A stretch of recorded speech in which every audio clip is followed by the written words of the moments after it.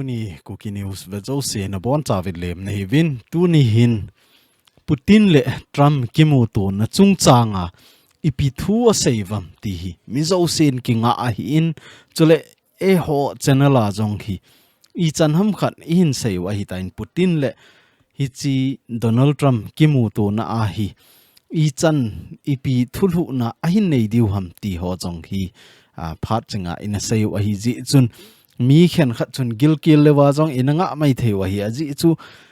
mi ikibang po pin mi khen khat chun eima nam sung jing bo het nom a khen khat chun geopolitical a hi lawai le current affair ti ho hi henoma hi ta chu nga jing jong I ji wa chu in hel jiu a hi ni chu hi achang le political lang in seiwa achang le current affair lang in seiwa achang le ni ta chu igam sung inam sung din mun ho chong in sei jiu a hi in 16 August video ani na ding a hi ta in hi chiwa jong hi in sei deu chu a hi le Alaska gam sunga US gam sunga Putin le Trump kimuto na hi to bang thulu na anei diu ham ti hi mizo sen inga lal pen khan wa hi in mi ja chu Putin le Trump kimuto na akimuto na hlona hi ipithu an seivam ti hi in sei diu hin tin alang khana ga veleu chun hi chiwa hi Putinin anei sun ti lahen van lenga dinga tu le tu advance pena ki he ni ho jong hi Putin mu dinga hi ama ho man cha hoi ho tampi hi Putin hi chi Alaska galian la a hi izan ham khat hi an vet sai ti ho jong hi mu a hi a hin la ni chi ho hi chi avet sa zowa hi hola alut nungwa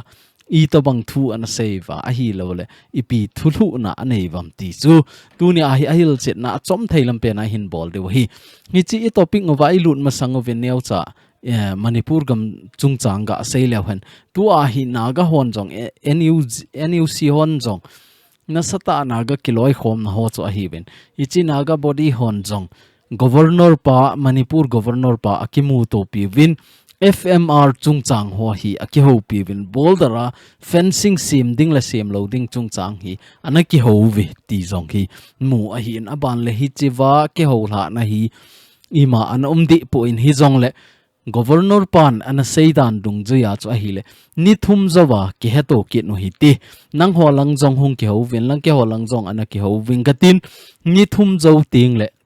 I to bang thulu na omam a hi lawai le I to banga kinop to na nei bam ti chu ni thum zo ting le inong vet kit de wa hi ti hi ngama hin an vai hai ti a hi e ho langa kham na I bol wa cho e hon koima alam kai ki mu pi lo hi ta hi koima jong ki ho pi lo a hi ja chu mo tina itin go no vai le hi thei lo wai thil iza kai hi ka sei ta in ku ki cha te hin ilam zot pau hi apolanga ipam pet deu ve ti a tu ni a jong chu video kana semin venai lo hon jong ana veleu chun hi chiwa ko na chun het de wa hin e ho hi alampi attract di ta ai chi lo chu gari jong hi lamli na a hlei lowa lampa ma hung hlei do ting le accident a to ji chu accident in to ting le mi tampi thi ji chu aban le train ho jong hu trek anei chu alampi so ke chu van leng ho jong hu ti so ke van leng a lian ting la khun hoi lai hu ham alampi ti mai thewa hin a hin la technology a san ta dan chu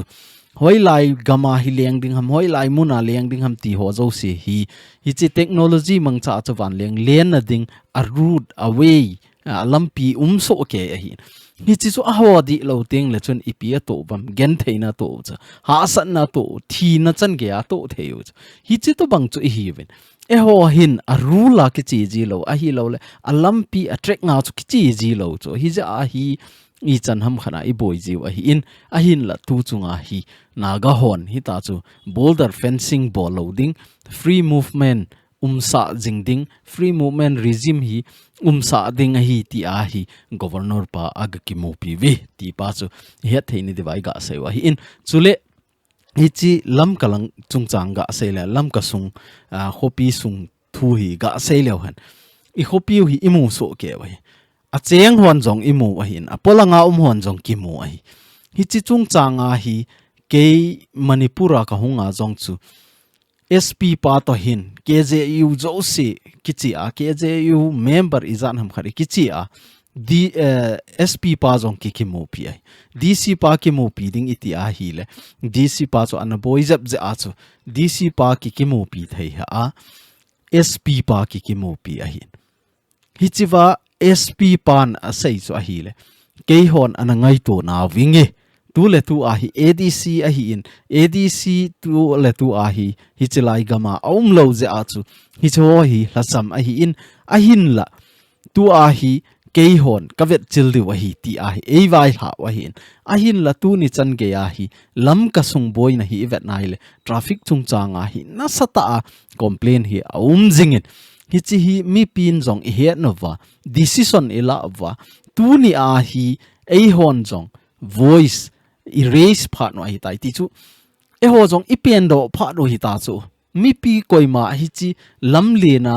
thlei ho jong lungkim talo e ho gam lam lin hi iga vet na hi le chun silong gam to te dinga chu chi highway ta chu two way a ki sim thei chu hoi ta i bola hi le chun nom ta gari thum le li ki pel thei chu a hi wanga e ho hin tu a hi ipi i bol ta wam igen theina hi ipi ji ham tel traffic police ho jong a na sa a traffic police ho kingan se talo hi ta chu traffic police ho zo in achom khat angan sia hi che angan si te chun achom khat angan si ki hi ta chu aban bana kingan si to a traffic rule hoita lo accident jing a hi lo wa hi le bazara i chile gari block jing ti ho bang e ho gam bang chu gari atam the tai ki ti jong le ilam piu lien lai a block thei hun hinai lo hi a hin la iki vai po I administration adi lo ja chu dunia hi chi traffic rule jong hi I chan ham khana boy a hi ti pa hi I he thei ne di wa chu dunia hil che na hung ke bol hi a hi theya hi le hi chi wa hi mi pi hon jong pan ila awa hi chi wa mopo traffic police ho hi inodo de wa hi inodo de anato de to sa de wa hi hi chi wa hi ehon sumu na ni ngai cha na student body ho ipi u chu thildi hi lo ei tu nia hi chi wa gari na ga pak tai gari na ga pak nga chu lamlin I chan ham khat asu neu ta hi chi lamlin asu neu je a chu gari hung block ta school chi hon jong aphat cha lep lap thei ta lo nga office kaiding ho jong hi ta chu vai ge ya jing hi chi ba na chu tu ni a student body ho ingan si ho hi itiam khan anangin hi chewa chu na gari man tam ta na ga pak ta gari khanin anatat khata hen lang a hi lo le an gari chu anamang ta le dunia student body ho na pe theina dem a hiala chu a hin pe theina diwem hi chi chan chu mo apo theina diwem hi chi ingai to ngai hi pe theilo diwai insurance api theilo diwai a hin la gari I ga pak ting la koi man avet lo chu ai wang I hung pot do ding kon hen khat no mai ham pasal ham khat hung lain tin suman thum hi chi chu hi lo chu rule hi hoita ki si mu ngai chu tu a hi chi building hola a hi khat pen hi parking lot na ki si hen lang hi le kum chenga bahara ala asanga chu apung ka a sumlo na jong thei chu chi jong hi business hoita ai wang e ho administration hi akitup lo je a chu igen thei hui chu imuna ding hoita ta a hi wang a ki mu thei lo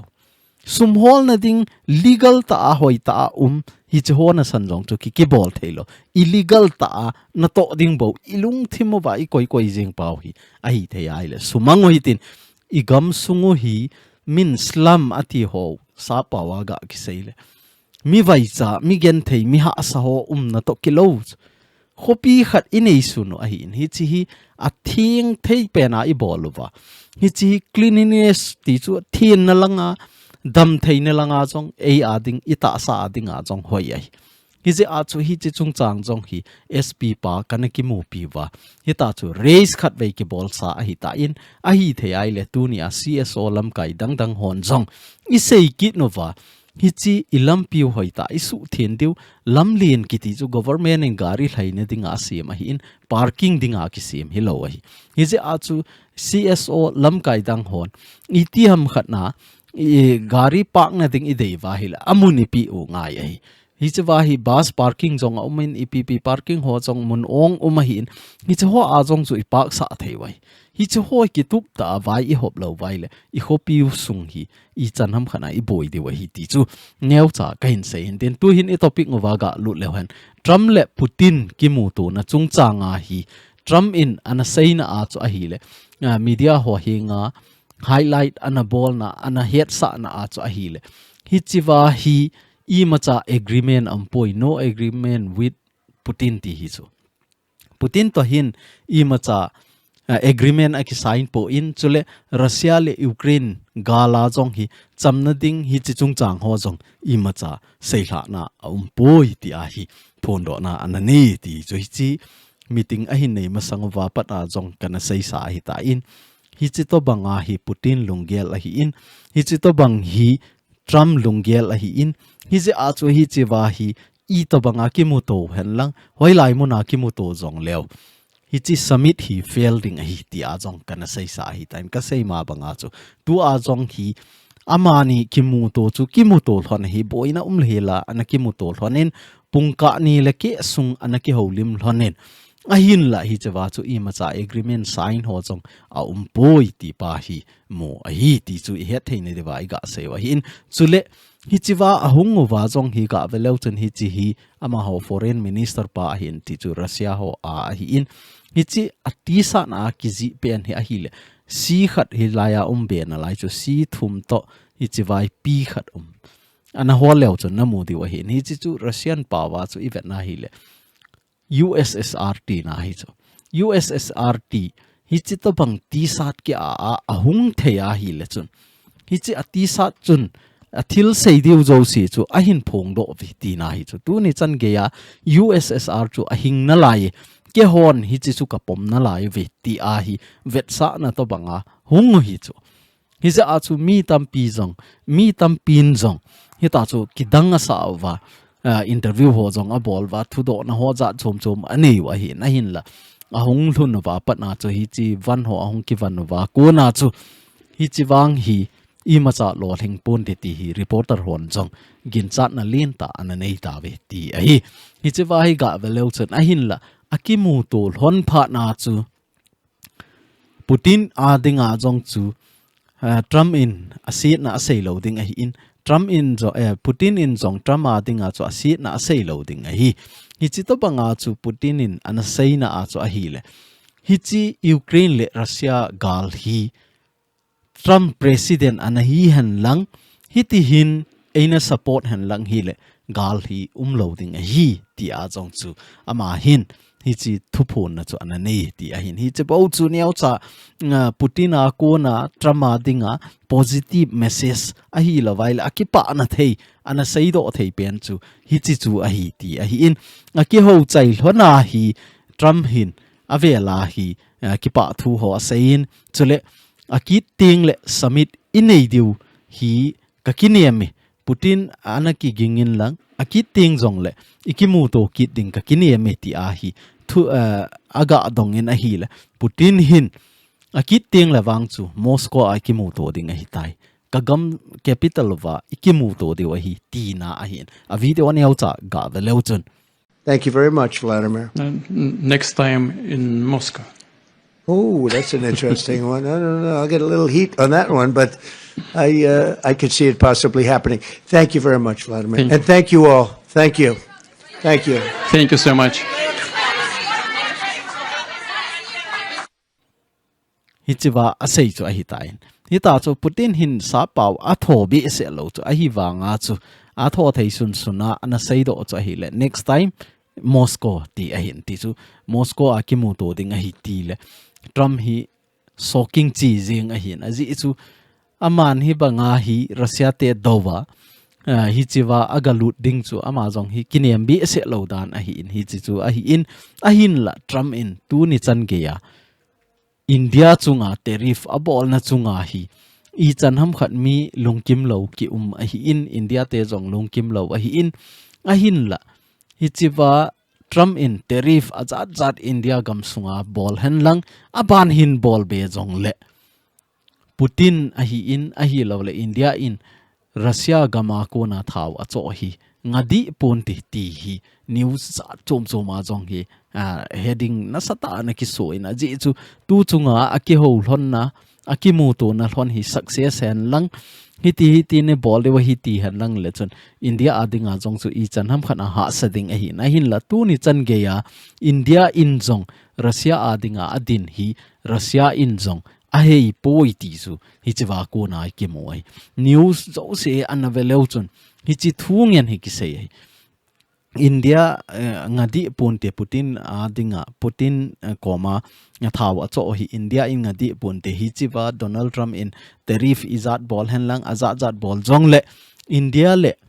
Russia ki ka relation hi sutan zo ponte ti hi news choma jong hi ki ji hi in chule ama ho American reporter ho jing in jong a sei na wa chu hi chi Trump le Putin hi ita banga ki MUTO hanlang ita banga meeting nei jong lew India a tariff izat bol jong lew thaw acho ho hi